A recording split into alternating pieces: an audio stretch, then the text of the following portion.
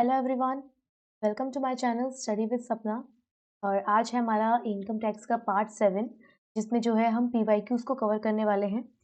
UP PCL के exam में income tax के जो क्वेश्चंस हैं वो हम 2 इयर्स के लेने वाले हैं, और यहाँ से जो पीवाईक्यूज हमारे पास हैं उन्हें हम कवर करेंगे और देखेंगे क्या क्या इंपॉर्टेंट टॉपिक्स हैं जहाँ से क्वेश्चंस पूछे जाते हैं। ठीक है, तो सबसे पहला क्वेश्चन है, ये जो है 30 सितंबर 2021 का क्वेश्चन है और ये रिसेंटली जो एग्जाम्स हुए थे वहां से आया हुआ है। तो देखिए, हर एक क्वेश्चन ना आपको पीडीएफ से ही मिलेगा।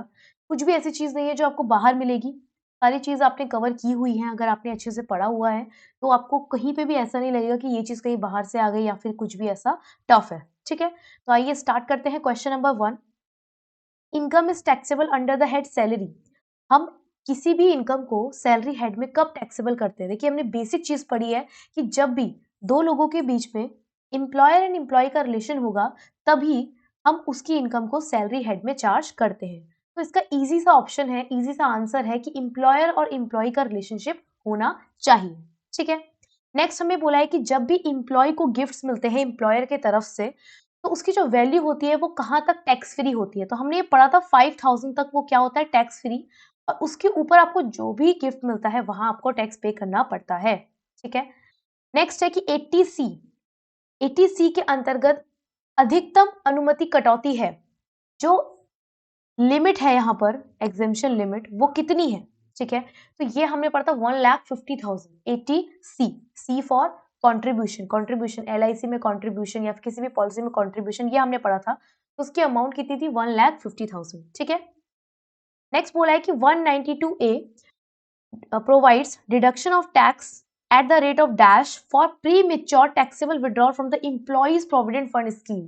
अगर आपको याद होगा तो हमने ये पढ़ा था, मैंने आपको कहा था कि ज्यादातर आंसर जो है वो 10% होता है टीडीएस के रेट्स में। ठीक है, और यहाँ पर भी देखिए आपका आंसर क्या है, 192A में 10% चार्ज किया जाता है टीडीएस जब भी इंप्लॉइज के प्रोविडेंट फंड से कुछ भी अमाउंट को प्रीमेच्योर टाइम से पहले उसे विड्रॉल कर लिया जाए। ठीक है, 194B, 194B अगर आपको याद होगा तो हमने पढ़ा था लॉटरी, फ्लैट रेट 30%। सीधा क्वेश्चन देखो, पूरा पढ़ो, आपको सीधा आंसर मिलेगा कि 30%, एक में ही 30% है। और इसकी लिमिट क्या थी? 10,000। एग्जाम्पल भी दिया था केबीसी का कि केबीसी कौन बनेगा करोड़पति में? अगर आप 10,000 से ज्यादा अमाउंट जीतते हो तो उसमें टीडीएस आपको 30% पे करना पड़ता है। ठीक है, अब देखो इलेक्ट्रॉनिक वाहन, इलेक्ट्रॉनिक, तो फिर क्या बताया था इसका डिडक्शन? 80 ईईबी, इलेक्ट्रॉनिक ईईबी। ठीक है, तो सिंपल इसका आंसर क्या है? इलेक्ट्रॉनिक के लिए कौन सा डिडक्शन मिलता है इलेक्ट्रॉनिक व्हीकल्स के लिए? तो वो है ईईबी। ठीक है, ईईबी, बी फॉर व्हीकल्स, ऐसे याद रखिएगा। मिस्टर ए एम्प्लॉय है, ठीक है, और इनको मोटर कार 1.3 लीटर कैपेसिटी की है। 1.3 लीटर आपको याद होगा, अप टू 1.6 हमने पढ़ा था 1800, उससे ऊपर पे पढ़ा था 2400। ठीक है, और वो जो कार है वो पर्सनल और ऑफिस यूज दोनों के लिए यूज करता है। सारे एक्सपेंसेस एम्प्लॉयर कर रहा है, तो बताओ टैक्सेबल परक्यूजिट कितना होगा? तो इनमें से assuming that chauffeur facility is not being provided, तो 900 जब ऐड नहीं करेंगे तो क्या अमाउंट बनेगी? ठीक है, 1800 पर मंथ की बनती है अप टू 1.6 और उससे ऊपर 2400। देखिए, ये सारी चीजें मैंने बताया था कि इंपॉर्टेंट कहाँ से क्वेश्चन आएंगे, मैंने उन चीजों को डिटेल में आपको करवाया हुआ है। जरूर वीडियोस को देखिए, अच्छे से पूरे सिलेबस को कवर कीजिए। ओके ओके, एटीसी की डिडक्शंस पूछे यहाँ पे कि ट्यूशन फीस अगर आप पे करते हैं किसी यूनिवर्सिटी कॉलेज की तो कहाँ तक आपको है जो है डिडक्शंस मिलती है? तो हमने पढ़ा था मैक्सिमम 2 चिल्ड्रन, ये पढ़ा था कि नहीं पढ़ा था बताइए? हॉस्टल फीस और ये स्कूल फीस, ये सब चीजें हमने पढ़ी थी। तो 2 चिल्ड्रन तक ही आपको क्या मिलती है? डिडक्शन मिलती है, उसके ऊपर डिडक्शन नहीं मिलती है। ठीक है, ये चीजें हमने सब पढ़ी हुई है। नेक्स्ट बोला है कि कौन से डिडक्शंस में इंडिविजुअल को interest on loan for higher education, e for education याद करवाया था, ई फॉर एजुकेशन, तो 80E। ई अगर बी बोला है तो वो व्हीकल के लिए हो जाएगा। ठीक है, लेकिन यहाँ पे 80E इलेक्ट्रॉनिक व्हीकल के लिए बोला, ई भी 80E होता है हायर एजुकेशन के, जब आप लोन लेते हैं तो उस पर जो इंटरेस्ट पे करते हैं वो डिडक्शन आपको यहाँ पर मिलती है। नेक्स्ट बोला है कि एग्जेम्प्टेड वैल्यू एचआरए की एग्जेम्प्टेड वैल्यू। अच्छा, तो आपको ध्यान ध्यान होगा यहाँ पे देखो, मुंबई बताया था डीएमकेसी, दिल्ली मुंबई कोलकाता चेन्नई में 50% जाता है, और अदर कोई सिटीज है तो उसकी में कितना जाता है? 40%। तो देखिए सिंपल आंसर 50% है। बोला था एचआरए ठीक से कवर करना है, तो जो इंपॉर्टेंट जहां से एमसीक्यूज आ रहे हैं प्लीज उनको अच्छे से कवर कीजिए। अच्छा, next, director general of income tax system has to deliver statement of TDS in dash by July 31st following the financial year as per 203 director general को कब टीडीएस का स्टेटमेंट जो है डिलीवर करना होता है, तो कौन से फॉर्म में आता है? फॉर्म 26 एएस अकाउंटिंग स्टैंडर्ड, ठीक है, 26 एएस, ये ध्यान रखिएगा। उसके बाद इन केस ऑफ रेजिडेंट, अगर कोई इंडिविजुअल है जिसका क्या है, एज 60 ईयर्स है या उससे ज्यादा है, तो उसकी जो इंटरेस्ट है, मतलब बैंक डिपॉजिट्स पे, फिक्स डिपॉजिट पे जो इंटरेस्ट है, वो कब तक उसको कौन सी अमाउंट तक डिडक्शंस मिल जाती है? तो हमने ये पढ़ा था 50,000 टीटीबी के अंदर। हमने सीनियर सिटीजन मतलब जो 60 ईयर्स से ऊपर होते हैं सिटीजन्स, उनके लिए हमने पढ़ा था कि अगर वो कोई भी फिक्स डिपॉजिट करते हैं और वहां पे उन्हें इंटरेस्ट मिलता है, तो डिडक्शंस उन्हें मिल जाती है 80 टीटीबी के अंदर, ठीक है। नेक्स्ट है हमारे पास क्वेश्चन, मिस्टर एक्स ज्वाइन कर रहे हैं 1/7/2019, 1 जुलाई 2019 को, और मंथली सैलरी उन्हें मिल रही है 30,000। तो उसकी टोटल सैलरी कितनी बनेगी फॉर द प्रीवियस ईयर 2019-20? तो देखिए, जुलाई से आप मंथ काउंट करेंगे, जुलाई, अगस्त, सितंबर, अक्टूबर, नवंबर, दिसंबर, जनवरी, फरवरी, मार्च, सॉरी फरवरी, मार्च, 1 2 3 4 5 6 7 8 9, 9 मंथ्स की सैलरी है, पर मंथ सैलरी 30,000 है, तो सिंपल आंसर क्या बन जाएगा आपका? 2,70,000। इतना इजी क्वेश्चन आपसे पूछा जाता है, ओके। अब 80 में पूछा है कि धारा 80 80 ये क्वेश्चन रिपीट सा नहीं लग रहा? देखो, आपको पीछे भी हमने पढ़ा, 80 में डिडक्शंस की लिमिट क्या होती है?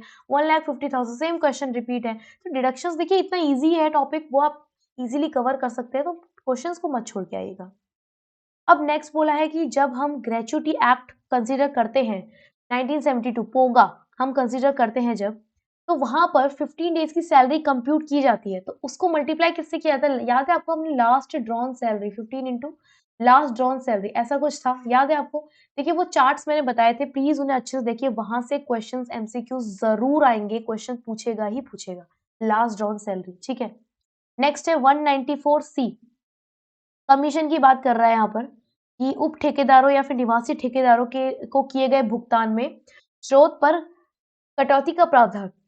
तो कितना है ये टीडीएस, इसका रेट, टीडीएस का रेट यहाँ पे कितना था 194C में? 1%, ठीक है।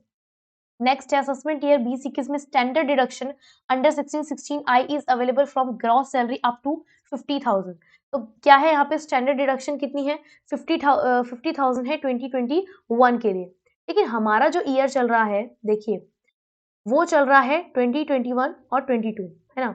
एक मिनट, डिडक्शन 2021 से 22 सैलरी हेड में। तो ये अगर आपको ध्यान होगा, तो हमने ये मैंने डाउट्स में भी क्लियर करवाया था, मतलब मैंने आपको ये बताया था कि पुराना जो चलता था, वो चलता था 40,000, ठीक है, और अब जो आया है वो आया है 50,000, ठीक है। तो यहाँ पर ध्यान रखिएगा कि क्वेश्चन आपको किस रिगार्डिंग पूछा हुआ है, ठीक है। अच्छा, इस क्वेश्चन में हम दोबारा से आएंगे, मैं इसका नोट लिखवा दूंगी आपको यहाँ पर, अभी थोड़ा वेट कीजिए, पहले हम आगे क्वेश्चन करते हैं। इसका मैं डाउट क्लियर करा दूं, क्योंकि कमेंट बॉक्स में एक कमेंट आया था कि यहाँ पर कंफ्यूजन थी, तो मैं इसको अभी क्लियर कराती हूँ, पहले आप बाकी क्वेश्चंस निपटा लीजिए। तो ड्यूरिंग द प्रीवियस ईयर 2019, अगर आप पॉलिसी लेते हैं इंश्योरेंस प्रीमियम की 25,000 लाइफ ऑफ स्पाउस, ठीक है, पॉलिसी ली गई है 1 अप्रैल 2015, अश्योर्ड वैल्यू 2 लाख है। तो यहाँ पर एलिजिबल अमाउंट पूछिए क्वालिफाइंग फॉर डिडक्शन, डिडक्शन के लिए क्वालिफाइंग एलिजिबल अमाउंट पूछी हुई है। तो जब भी इंश्योरेंस की बात आती है ना, तो इंश्योरेंस की बेसिक लिमिट कितनी है यहाँ पे? 20,000, ठीक है। नेक्स्ट है हमारे पास कि 139A में कौन सा फॉर्म नंबर हमें फिल करना होता है इलेक्ट्रॉनिक्स के लिए, या फिर मुद्रित रूप में या इलेक्ट्रॉनिक्स रूप में ऐसे लेन-देन के विवरण देते हुए कौन से फॉर्म को फिल करना होता है? फॉर्म नंबर 60, ठीक है। नेक्स्ट है, कोई एजुकेशन इंस्टीट्यूशन है जो मेंटेन और ओन किया जा रहा है, एम्प्लॉय का कॉस्ट ऑफ एजुकेशन खर्चा सिमिलर है जितना लोकेलिटी का है, माइनस कर देंगे जितना भी अमाउंट रिकवर हुआ। तो कितना परक्यूजिट मिलता है? डज नॉट एक्सीड नहीं होना चाहिए। कितना बेनिफिट पर चाइल्ड? तो 1,000 पर मंथ होता है, ठीक है।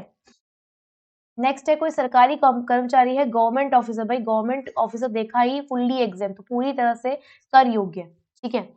और उसके बाद है 80 क्यूक्यूबी, क्यूक्यूबी आपको याद है, क्यूक्यू से मैंने बताया था बुक्स, बुक्स बताया था, बुक्स, ठीक है। तो इसकी अमाउंट कितनी थी? 3 लाख। ध्यान होगा अगर आपको तो मैक्सिमम लिमिट। अब 2019 के क्वेश्चंस पूछे हैं, तो अगर बोला है कि स्लैब रेट 2.5 लाख से 5 लाख के बीच में आता है तो कितना परसेंट इंटरेस्ट जाएगा, तो आपको पता है पहले तो बेसिक लिमिट 0 होती है, फिर 5% होता है, फिर आगे आगे बढ़ता है। तो बेसिक की जो लिमिट होती है कितनी होती है, 5%। गवर्नमेंट एम्प्लॉय है तो गवर्नमेंट एम्प्लॉय में अनकम्यूटेड पेंशन क्या हो जाएगी हमारी, फुल्ली टैक्सेबल हो जाएगी, ठीक है। उसके बाद नेक्स्ट क्वेश्चन है हमारे पास, टीडीएस का रेट सिक्योरिटीज के ऊपर सेक्शन 193 में कितना जाता है, 10%। अगर आपको टीडीएस रिटर्न फाइल करना है अदर देन सैलरीज तो फॉर्म भरना होता है 26Q। नेक्स्ट है 1960 में एटीटीटीए की तरह उपलब्ध अधिकतम कटौती क्या है, 10,000 फिक्स डिपॉजिट की बताई थी मैंने आपको, ठीक है। तो ये देखिएगा सेम क्वेश्चन रिपीट हुआ है, कोई भी टफ चीज नहीं है। नेक्स्ट बोला है कि टीडीएस रेट फॉर लीगल और प्रोफेशनल फीस, ये आपको ध्यान होगा तो मैंने बताया था 10%। सेम जो भी टीडीएस रेट ना मैक्सिमम 10% ही होता है, ठीक है। ब्रोकरेज की कमीशन पे 5% था, 194H, ये भी कराया हुआ क्वेश्चन है।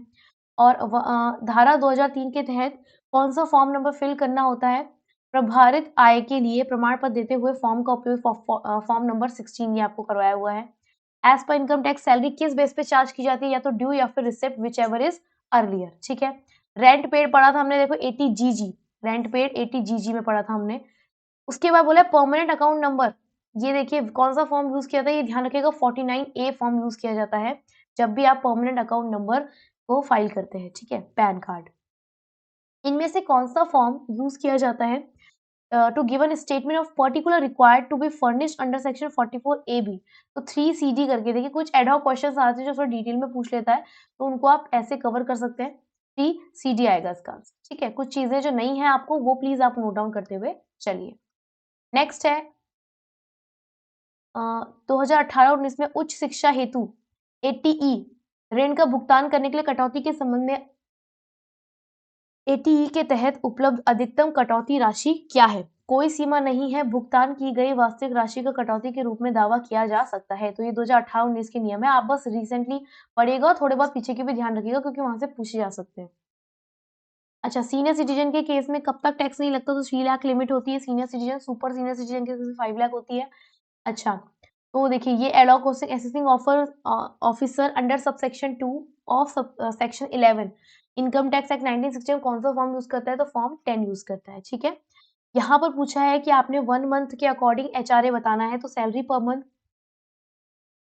उसको मिल रहा है 6,000, एचआरए रिसीव्ड पर मंथ है उसका 500, और रेंट पेड कितना है 9,900 माइनस 10% ऑफ सैलरी, तो 6,000 का 10% 600, एक यहाँ से अमाउंट आएगी 300, एक यहाँ से अमाउंट आएगी 5%, और कहाँ रह रहा है, कानपुर। तो हमने पढ़ा है DMKC, दिल्ली मुंबई कोलकाता चेन्नई में 50% लगता है, नहीं तो यहाँ पे क्या कितना लगेगा 40%, तो सैलरी का 40%, 6,000 का 40%,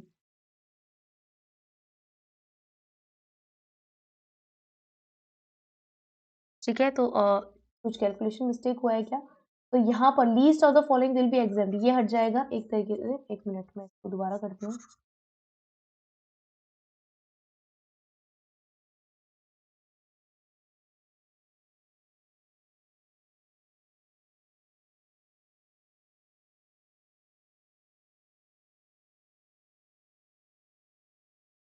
अच्छा, यहाँ पर सैलरी इसको पर मंथ के अकॉर्डिंग अगर हम करेंगे तो 6,000 पर मंथ, 6,000 पर मंथ, मतलब 6 टू मल्टीप्लाई बाय इसको 6,000, एक्चुअल कितना मिल रहा है 500 ना, एक्चुअल 500 मिल रहा है। रेंट पे पर मंथ क्या था 900 माइनस 10% ऑफ सैलरी, तो कितना आएगा 600, तो 500 ये आ गया, 300 ये आ गया, और यहाँ पर टैक्सेबल अमाउंट ऑफ एचआरए पूछा है ना, तो उसके बाद 40% ले लेंगे हम 6,000 का, 2,400, तो least of the following will be examined. 300 तो एग्जाम्ट हो जाएगा, एक्चुअल मिल कितना था 500, तो सिर्फ और सिर्फ टैक्सेबल कितना होगा 200। तो क्वेश्चन में ढंग से देखिए उसने टैक्सेबल अमाउंट पूछी है, करेक्ट आंसर हमारा कितना हो जाएगा 2,200। नेक्स्ट है what is the maximum limit available on TDS on which no TDS is required, ठीक है, टीडीएस भरने की रिक्वायर्ड नहीं होती कौन लिमिट, तो देखिए हमने पढ़ा है 50,000 तक, जब बात करते हैं 50,000 ईपीएफ में 50,000 तक आपको कोई भी टैक्स पे नहीं करना होता। नेक्स्ट है टीडीएस का रेट पूछा, जब आप रेंट पे कर रहे हैं तो रेंट पे में 5% है, ठीक है। अगर आप 80CCC की बात करें तो 80CCC सिर्फ और सिर्फ इंडिविजुअल पर्सन पे लगता है, कॉन्ट्रीब्यूशन मैंने आपको बताया था। और यहाँ पे 194 बीबी विनिंग फ्रॉम हॉर्स रेसेस में, तो कितना आएगा यहाँ पे 10,000, ये भी हमने पढ़ा हुआ है, ठीक है। तो यहाँ पर आपका जो है क्वेश्चंस खत्म होते हैं। जो भी प्रीवियस ईयर क्वेश्चन है मैंने 2 ईयर के लिए हुए हैं यहाँ पे, और जो भी डाउट्स है आप वो मुझे पूछ सकते हैं, ठीक है। अब यहाँ पे ध्यान रखिएगा, एक क्वेश्चन जो मुझे आपको यहाँ पे क्लियर करवाना है कि ये जो पार्ट है हमने जो पीछे क्वेश्चन किया था, 1 मिनट मैं ले चलती हूँ आपको वहाँ पे, यहाँ पर, ठीक है।